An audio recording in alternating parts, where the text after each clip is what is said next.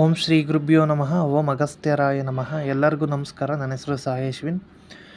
ನಾವು ಕಳೆದ ವಿಡಿಯೋಗಳಲ್ಲಿ ನಾಮಯೋಗಗಳ ಬಗ್ಗೆ ನೋಡ್ತಾ ಬರ್ತಿದ್ವಿ. ಇವಾಗ ಆಲ್ರೆಡಿ ನಾವು 11 ನಾಮಯೋಗನ ಮುಗಿಸಿದ್ದೀವಿ. ಇದು 12ನೇ ನಾಮಯೋಗ. ಈ 12ನೇ ನಾಮಯೋಗದ ಹೆಸರು ಬಂದು ಧ್ರುವಂ. ಈ ಧ್ರುವಂ ನಾಮಯೋಗಕ್ಕೆ ಅಧಿದೇವತೆ ಬಂದು ಭೂಮಾದೇವಿ ಬಂದು ಅಧಿದೇವತೆಯಾಗಿ ಬರ್ತಾರೆ. ನೀವು ಯಾವುದೇ ಒಂದು ಕೆಲಸಕ್ಕೆ ಹೋಗ್ಬೇಕಾದ್ರೆ ಫಸ್ಟು ಪ್ರಕೃತಿಗೆ ಕೃತಜ್ಞತೆ ಸಲ್ಲಿಸಬೇಕು. ಪ್ರಕೃತಿಗೆ ನೀವು ಎಷ್ಟು ಮಾಡ್ತೀರೋ ನಿಮ್ಮ ನಾಮಯೋಗ ಬಂದು ಅಷ್ಟೇ ಪವರ್ಫುಲ್ ಆಗ್ತಾ ಇರುತ್ತೆ. ಇದಕ್ಕೆ ಯೋಗಾಧಿಪತಿ ಬಂದು ಈ ನಾಮಯೋಗದಕ್ಕೆ ಯೋಗಾಧಿಪತಿ ಧ್ರುವ ನಾಮಯೋಗ ಬಂದು ಕೇತು ಯೋಗಾಧಿಪತಿಯಾಗಿ ಬರ್ತಾರೆ. ಮೂಲ ನಕ್ಷತ್ರ ಯೋಗಾಧಿಪತಿ ನಕ್ಷತ್ರ.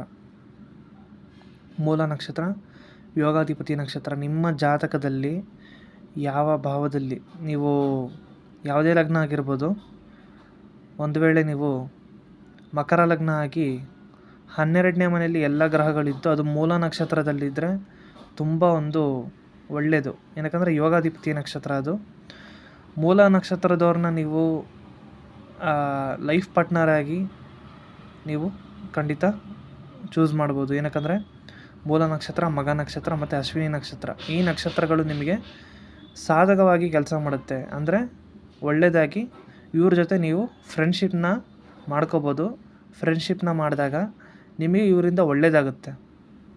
ಇವರು ನಿಮ್ಮ ಬಾಸ್ ಆಗಿ ಬಂದರೆ ಅಥವಾ ನಿಮ್ಮ ಬಿಸ್ನೆಸ್ ಪಾರ್ಟ್ನರ್ ಆಗಿ ಬಂದರೆ ಮೂಲ ನಕ್ಷತ್ರ, ಅಶ್ವಿನಿ ನಕ್ಷತ್ರ, ಮಗ ನಕ್ಷತ್ರ ಇದು ನಿಮಗೆ ತುಂಬ ಒಳ್ಳೆಯದು. ಅವಯೋಗಿ ಯಾರು ಅಂತ ಕೇಳಿದ್ರೆ ಅವಯೋಗಿ ನಕ್ಷತ್ರ ಬಂದು ಆರುದ್ರ ನಕ್ಷತ್ರ, ಶತಭಿಷ ನಕ್ಷತ್ರ, ಸ್ವಾತಿ ನಕ್ಷತ್ರ. ಇದು ರಾಹುವಿನ ನಕ್ಷತ್ರ. ರಾಹು ಕಾಲದಲ್ಲಿ ಸ್ವಲ್ಪ ಹುಷಾರಾಗಿ ನೀವು ಯಾರಿಗೆ ದುಡ್ಡು ಕೊಡೋದಾಗಿರಲಿ, ಮುಖ್ಯವಾದ ವಿಚಾರಗಳನ್ನು ಸ್ವಲ್ಪ ನೀವು ಅವಾಯ್ಡ್ ಮಾಡ್ಕೊಳೋದು ಒಳ್ಳೆಯದು ರಾಹು ಕಾಲದಲ್ಲಿ. ಯಾಕಂದರೆ ರಾಹು ಬಂದು ಈ ನಾಮಯೋಗಕ್ಕೆ ಅವಯೋಗಿಯಾಗಿ ಬರೋದ್ರಿಂದ ನೀವು ಮುಖ್ಯವಾದ ಕೆಲಸ ಏನಾದ್ರು ಇರೋದು ರಾಹು ಕಾಲದಲ್ಲಿ ಏನಾರು ಇದ್ದರೆ ಅದನ್ನು ಅವಾಯ್ಡ್ ಮಾಡ್ಕೊಳ್ಳಿ. ಯಮಗಂಡ ಕಾಲ ನಿಮಗೆ ತುಂಬ ಒಳ್ಳೆಯದು. ಯಮಗಂಡ ಕಾಲದಲ್ಲಿ ನೀವು ಏನೇ ಮಾಡಿದ್ರೂ ಅದು ಸಕ್ಸಸ್ ಆಗ್ತಾ ಬರುತ್ತೆ. ಸೊ ಯಮಗಂಡ ಕಾಲವನ್ನು ಚೂಸ್ ಮಾಡ್ಕೊಳ್ಳಿ. ಅದೇ ರೀತಿ ಸ್ವಾತಿ ನಕ್ಷತ್ರ, ಆರುದ್ರ ನಕ್ಷತ್ರ ಮತ್ತು ಶತಭಿಷ ನಕ್ಷತ್ರ, ಈ ನಕ್ಷತ್ರದ ಯಾರಾದರೂ ಒಬ್ಬರು ನಿಮಗೆ ಏನಾದ್ರು ಫ್ರೆಂಡ್ಸ್ ಏನಾದ್ರು ಇದ್ದಾಗ ಇವ್ರ ಹತ್ರ ಪರ್ಸ್ನಲ್ ಶೇರ್ ಮಾಡೋಕ್ಕೆ ಹೋಗ್ಬಾರ್ದು. ಇವರಿಗೆ ದುಡ್ಡು ಕೊಡೋದಾಗಿರಲಿ, ಕೊಟ್ಟಾಗ ಅದು ನಿಮಗೆ ವಾಪಸ್ ಬರೋಲ್ಲ. ಯಾಕಂದರೆ ಇದು ಅವಯೋಗಿ ನಕ್ಷತ್ರ ಅಲ್ವಾ. ನಿಮಗೆ ಏನೇ ಒಂದು ಪರ್ಸ್ನಲ್ ವಿಷಯ ಆಗಿರ್ಬೋದು ಇವ್ರ ಹತ್ರ ಶೇರ್ ಮಾಡೋಕ್ಕೆ ಹೋಗ್ಬಿಡಿ. ಯಾವ ಥರ ಒಂದಿನ ನಿಮಗೆ ಅದು ಸ್ಲೋ ಪಾಯ್ಸನ್ ಆಗಿ ಇವರಿಂದ ನಿಮಗೆ ಕೆಟ್ಟ ಹೆಸರು ಬರೋದು. ಸಾಕಷ್ಟು ಜನ ನೀವು ರಾಜಕಾರಣಿಗಳು ನೋಡಿರ್ತೀರ. ಅವಯೋಗಿ ನಕ್ಷತ್ರದಲ್ಲೇ ನಾನು ನೋಡ್ದಂಗೆ ಸುಮಾರು ಜಾತಕದಲ್ಲಿ ಅವಯೋಗಿ ನಕ್ಷತ್ರದವ್ರನ್ನ ವಿವಾಹವಾಗಿ ಡಿವೋರ್ಸು ಆಗಿರುತ್ತೆ. ಸೊ ರಾಹು ಯಾವ ಭಾವದಲ್ಲಿ ಇರ್ತಾರೋ ಆ ಭಾವದಿಂದ ನಿಮಗೆ ಕೆಟ್ಟದಾಗುತ್ತೆ. ಉದಾಹರಣೆಗೆ 2ನೇ ಮನೆಯಲ್ಲಿ ರಾಹು ಇದ್ದಾಗ ನಿಮಗೆ ನಿಮ್ಮ ಕುಟುಂಬದಲ್ಲಿ ಯಾರಿಗಾರು ಒಬ್ಬರಿಗೆ ಕೆಟ್ಟ ಹೆಸರು ಬರುತ್ತೆ.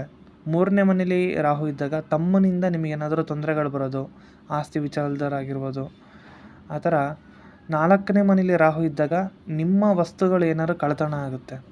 5ನೇ ಮನೇಲಿ ರಾಹು ಇದ್ದಾಗ ಮಕ್ಕಳು ಸಮಸ್ಯೆ. ಮಕ್ಕಳು ದೊಡ್ಡವರಾದ್ಮೇಲೆ ಅವ್ರು ಏನಾರು ಒಂದು ಕೆಟ್ಟ ದಾರಿ ಹಿಡಿತಾರೆ ಅಥವಾ ಪೂರ್ವಜರ ಆಸ್ತಿ ಸಿಗದಲ್ಲೇ ಇರೋದು, ಇದೆಲ್ಲ ಇರುತ್ತೆ.